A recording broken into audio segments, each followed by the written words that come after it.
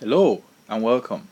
Today I'll be introducing you to the concept of linear equations. At the end of this discussion, you should be able to tell what linear equations are and how to manipulate linear equations. Let's get started.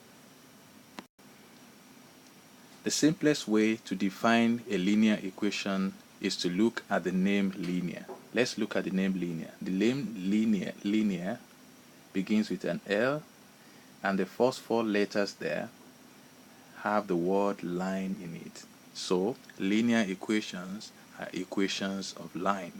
So it's easy for you to remember that they are equations of line. Essentially, they are equations of straight lines. These equations have different forms. One form is of the one where we write y is equal to mx plus c. An example of this will be y is equal to 2x plus 5, where m represents the 2 and the c represents the 5.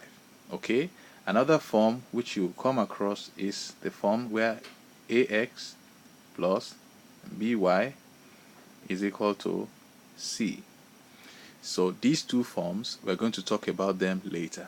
I won't tell you what their names are now, but later on in a future lesson we're going to dwell on them extensively. So I want us to look at the special properties of linear equations. What are these properties? How do we recognize linear equations when we come across them?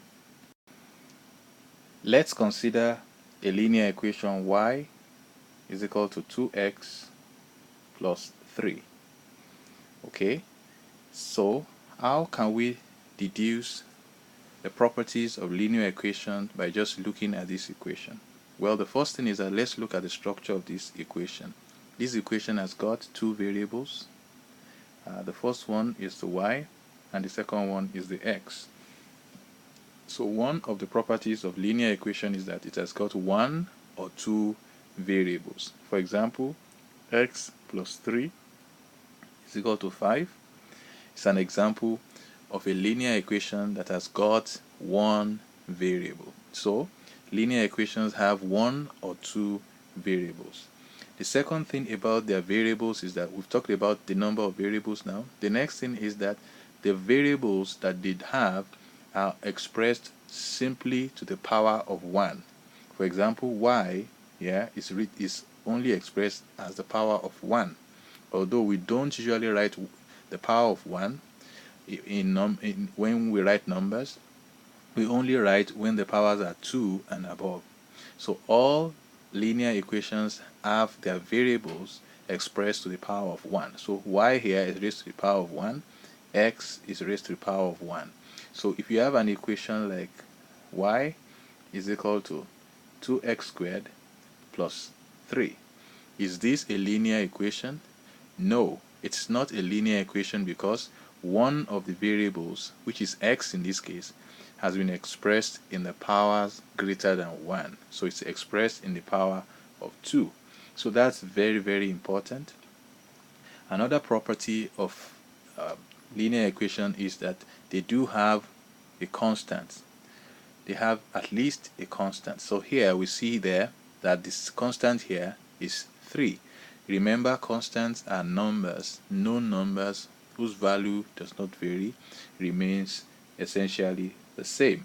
So also, apart from the powers of x or y, the variables being expressed to the power of 1, the powers of the variables in a linear equation should not be less than 1. So if, for example, let's say x is raised to the power of half, so x raised to the power of half, what does that mean?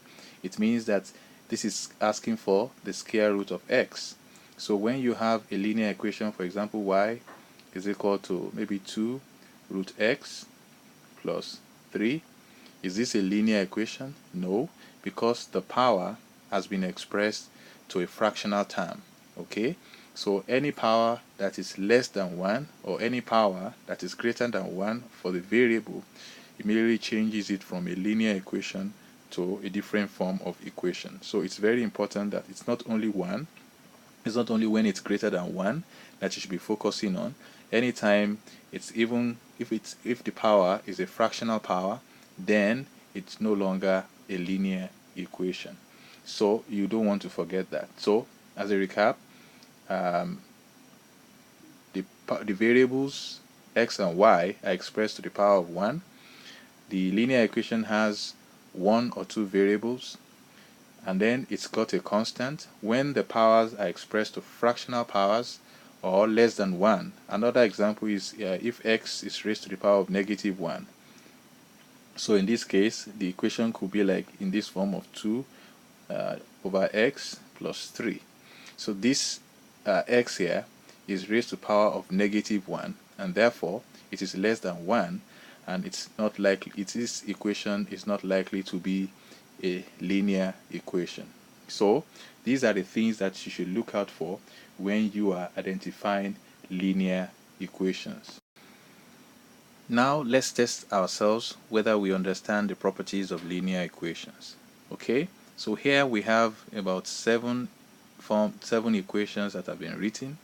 I want us to see whether these equations are linear equations or whether they are not. Before we go on, I want you to remember that we talked about the forms of linear equation. One form is y in the form mx plus c, and the other form is in the form ax plus by is equal to c. Okay, the first form here is called the slope-intercept form, and the second form is called the standard form. We're going to talk more about that. Okay, so I want you to relate these equations to either of these two for you to be able to identify the linear equation. So the first one is y is equal to 2x. Is this a linear equation or not? Okay, well, I think this is a linear equation, and why I think so is this. Y is equal to 2x can be written as 2x plus 0. Okay, so it kind of fits the first equation that we have here, y is equal to mx plus c, where the constant is 0. So essentially this is likely to be a straight line equation. Why? Because the constant here is 0, but the m is 2, and we do have the x, we do have the y. So we'll mark the first one as a linear equation. What about the second one? Y is equal to 5.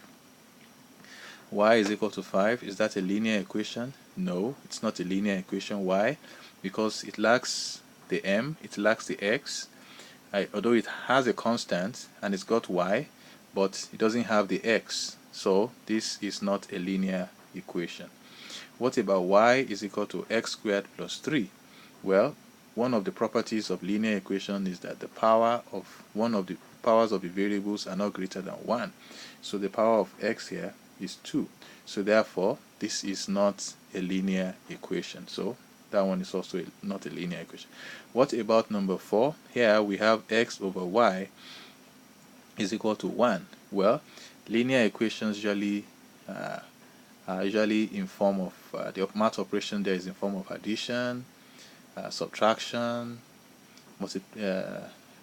and so on, but not in form of division here, because here we see that this is x times y raised to the -1. So we see that the power of y here is -1. So therefore we cannot say this is a linear equation, because this is going to be like x is equal to y. So this, I will not qualify this as a linear equation. What about y is equal to 3x? Also for the same reason, x is raised to the negative power, so I will not qualify this as a linear equation. What about this? Y is equal to root x minus 5. Well, x here is raised to a fractional power, which is less than 1, so I will also not qualify this as a linear equation. And then lastly, x here is also raised to a fractional power, a negative power, so therefore I will not qualify this as a linear equation. So now we know that linear equations are equations of lines, and essentially they are equations of straight lines. We know the different forms of, we know at least two forms of linear equations. We know the standard form and the slope-intercept form. We also talked extensively about the properties of linear equations, and lastly we talked about examples of linear equation. We looked at nonlinear equations. These are equations that have their variables raised to power greater than 1 or to fractional powers. That's it on our introduction to linear equations. Thank you for watching.